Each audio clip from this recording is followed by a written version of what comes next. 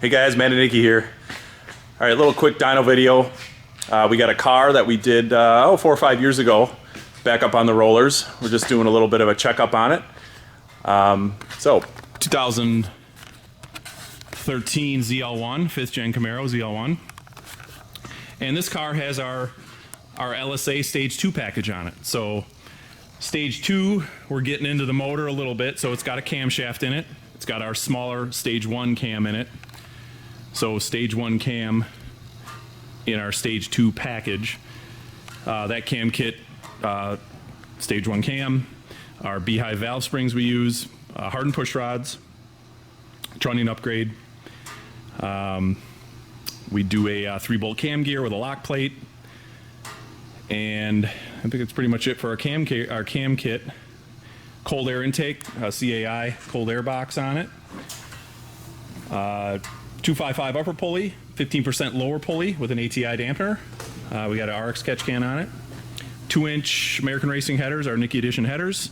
Off-road connection pipes to the stock exhaust. So stock H-pipe, stock mufflers, stock dual mode. Intercooler reservoir. Those are nice to have. Makes it easier to bleed the system out if you ever got to crack it. Gives you a little extra capacity. That's on there. 850cc injectors and a booster pump for the in-tank fuel pump. Stock intake ZL1 fuel pump. I think that's pretty much it. Throttle body is not ported. The snout is not ported. So this is kind of our basic Stage 2 kit. So we didn't get into that other stuff. And I think that's pretty much it for mods. This package, this is an automatic, so this is a 6L90. I can't even remember what it made 4 years ago. I think it was upper 600, 670, something like that. That's where I'm hoping it's gonna be. I can go back and look at the dynographs from years ago, and we'll kind of compare those and see how we are today. So basically, what this is doing here is this car is for sale. And the owner is deciding to move on from Camaro life, and he's been enjoying this car for, like I said, for almost 5 years. And had some ZL1 replica wheels on it. A little dirty right now. I was in a transport. Came from a couple states away. So, but it's black, which is my favorite color. You've seen my videos of my 6th gen 1LE. That's a black car also. I got every single car I've spent money on has been black, so I like black cars. But anyway, I think that's pretty much it. Like I said, we're selling this car for this customer on consignment, so we're just gonna do a couple rips on the dyno here just to see where it's at, make sure it's still healthy, make sure we're still where we need to be power-wise. I don't think there's anything else I need to cover engine-wise. I think that was pretty much it. Cold air, pulleys, cam, headers, catch can, and injectors, booster pump, catch can and reservoir. So everything you pretty much see in there. I'm gonna fire this thing up. We could listen to that Stage 1 cam. Gotta let it warm up anyway. Still winter time, so shop's a little chilly. I like to get them fully warmed up. So yeah, this camshaft idles 750, 775 is about where I set them. And once you come off idle, these camshafts, our Stage 1 cam is super drivable. You can lug it around at 1500 RPM. So with this cam, once you come past 1300 RPM, it's pretty much like stock. You can't tell it's got a cam in it, but it's still got that nice chop, kind of stuff we designed in. So.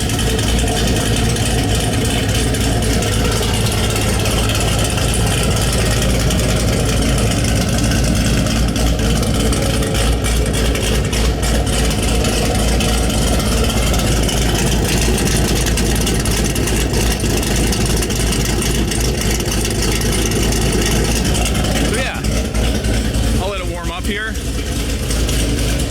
again, I do all my dyno, any of the dyno work we do, full coolant temperature, full oil temperature. Speaking of coolant temp, we do any of our stage packages, we do a 160 thermostat. 90% of our customers, summer-only cars, and set the fans up so they run 180-ish, and you'll still see 200+ degree oil temps on a car like this on a summer day, even though the coolant temps are running at 180, 185. Oil temp will still get up to 200.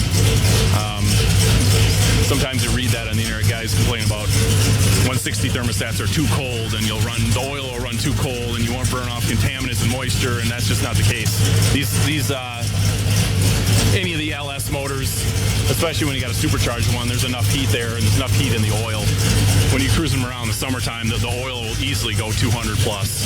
Even while the coolant temp being 180 to 185. So it's worth a little bit of horsepower on, especially on the LSA with a blower on it. Just keeping the top end of the engine cooler. You still get, you'll still have heat in the bottom end. The top end of the engine stays 20 degrees cooler than it would with a stock thermostat, and that means the supercharger is running 20 degrees cooler, and that's worth a little bit of power. It's worth about 10 horsepower on something like this. So anyway, I'm gonna set the camera down. We'll do a couple pulls and see where we're at.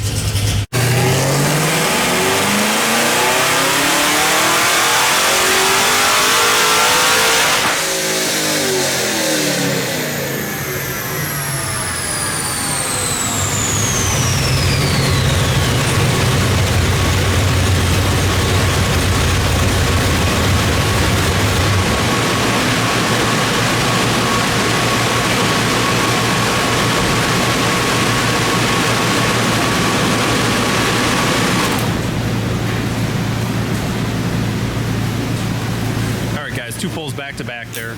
You just saw that last one.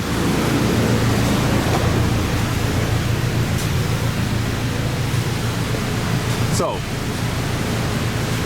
in the 650s, 656, 652, again back to back. It's a little chilly in the shop. It's about 60-ish degrees in the shop right now, so it's a little cooler, but wanted to make sure that I was doing back to back, make sure I was getting enough heat in that motor, make sure we're getting an accurate, true number. This is on drag radials, so it's reading a smidge low. I think it made 660 before, but the drag radials, they kind of do their thing, especially back to back. They get hot and sticky, and they start to stick to the roller and put more friction on the roller. And I've done back to back testing on drag radials, and definitely make less power when you're rolling drag radial on a dyno roller versus just a regular street tire radial. So harder the compound, the higher the power will read. But anyway, I'm happy with that. The curve looks good. The tune looks good. Again, this car will be for sale, and somebody else can enjoy a mid-high 10-second car. This package will run. We've taken packages just like this, making the same exact power. Will run a 1060 on a 3,500 degree DA day. 80 degrees DA, and in the Midwest here, Northern Illinois, we go to the tracks around here in the middle of summer, and the DA, even if we go in the evening, there's a track that's open till 10 o'clock at night, and we get lucky if the DA drops below 3,000 feet on humid nights like that up here. So we get jealous of you guys at sea level that get to go to Bradenton and Atco, tracks out there. We were in Bradenton a couple weeks ago, and people were in the wintertime, people were flipping out that the DA was 2,000 feet. We're like, wow, this is awesome.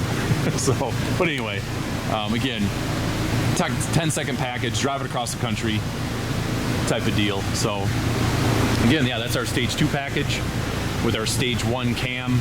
That's about as simple as it gets for a cam package for us. Cold air, 255 upper, 15% lower, 2-inch headers. Again, stage 1 cam.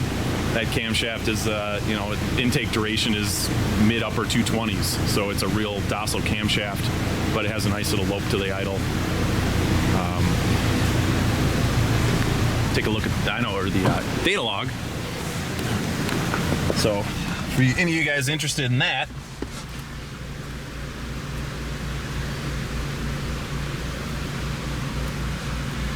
so rolling onto the throttle, Richens up. I get a little fat there at the peak torque.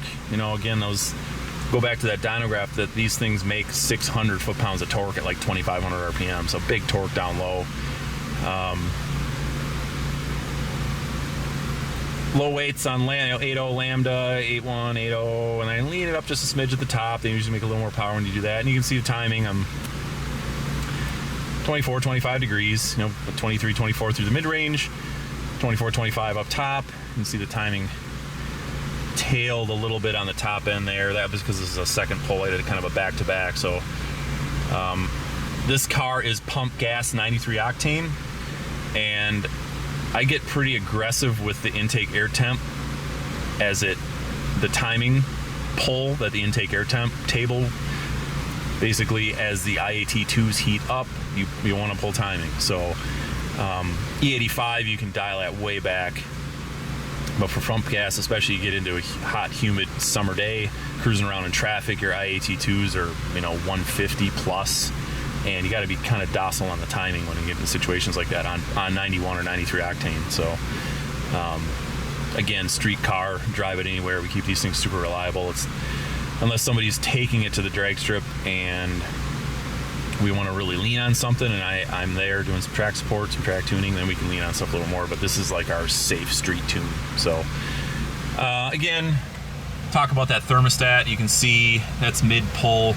Oil temps 205. See how that the oil, even with that 160 degree thermostat, with the fan, kind of kicking on and off, holding the coolant temperature at 180, the oil temp will still get over 200 degrees. So anybody that's questioning thermostats, and again, we're in the shop in the wintertime, shop 60 degrees, and we still are seeing this type of oil temperature. So 160 degree thermostats are not a bad thing. NA cars in the cold, you can, maybe see a little bit of power drop off if they're running too cold, but when it's hot and humid outside, or it's just hot outside, it's really easy to just hold that coolant temp at 180 to 185, 187, and the oil temp will run 200, 205 just all the time. And that's, it's kind of the sweet spot, I think. At least what I've found on the dyno. Nothing else much to look at. IET2s were 90 to 110 on that pull. That was a back-to-back. That was the second pull. I slowed the dyno back down and shut the car off for about a minute, and then refired it up just to look at the dyno graph. Refired it up and started the camera and did a second one. So knock sensors, not a peep there. That looks good. Air fuel looks good. Timing looks good. Boost 13-ish pounds looks like, 193 kPa. That's about 13 pounds of boost, like I said, with that pulley combination. That boost, on a combination like this, if you do a ported snout and a big throttle body with a Rotofab big gulp, that 5-inch cold air, we'll see 14 pounds of boost doing all that. Porting the end of the blower, porting the snout, big throttle body, porting the end of the snout to match that 103, 102 millimeter throttle body. And then if you do that big 5-inch cold air, we'll see 14 pounds of boost and about another 20-ish wheel horsepower doing something like that, 25 wheel. Obviously, you can get into porting the blower further and making more power. And then you start getting more expensive. You got to pull the blower all apart and start porting the inside of it and all that stuff. But anyway, again, this is our basic stage 2 package, just the basically cam headers, pulleys, and then supporting mods, injectors, and fueling. So not much else I don't think to look at in the dyno graph there, or the data log here. Everything temperature wise looks normal. Boost looks where it needs to be. So air fuel looks like it's where it needs to be. The timing everything is pretty much where I left it 4 years ago. So I could maybe add a smidge to the mass airflow curve, bring these trims, wide open throttle trims, down into the negatives is like what I like to see. GM strategy will actually start to add fuel if the trims get too positive at wide open throttle under power enrichment, but that's we're talking tenths of a percent there. So yeah, everything else looks good. That's going to pretty much do it for this video. One more quick look at the dyno graph, so you guys can see that.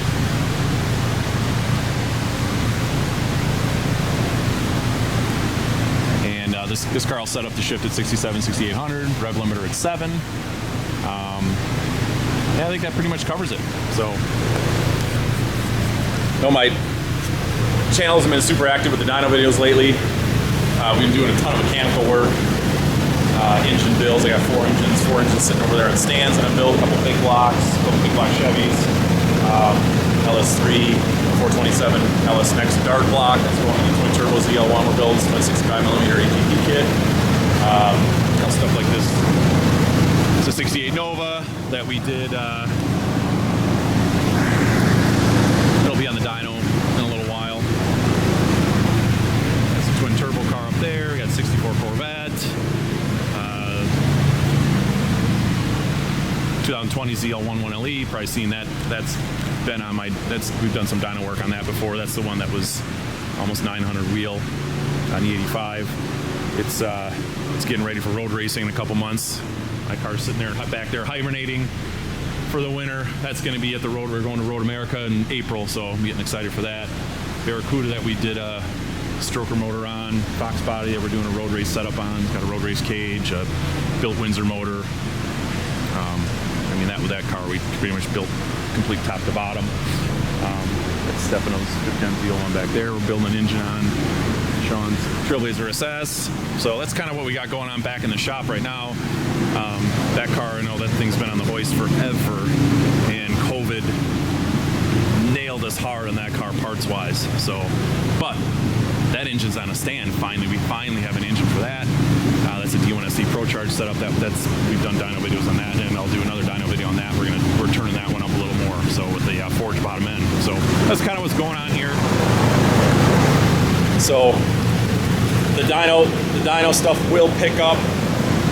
Leave it in the comments below if you guys want to see more of this build stuff. I can do little videos on some of these other builds we're doing and kind of going through processes of the other stuff we're doing. But tons of mechanical work lately, so not a lot of dyno activity. But again, this car was for sale. We're just doing kind of a checkup on it, and everything was looking good. So we'll get that thing cleaned up, so dirty being transported, and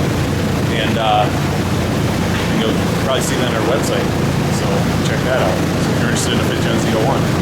And otherwise, stay safe out there, and we'll talk to you next time.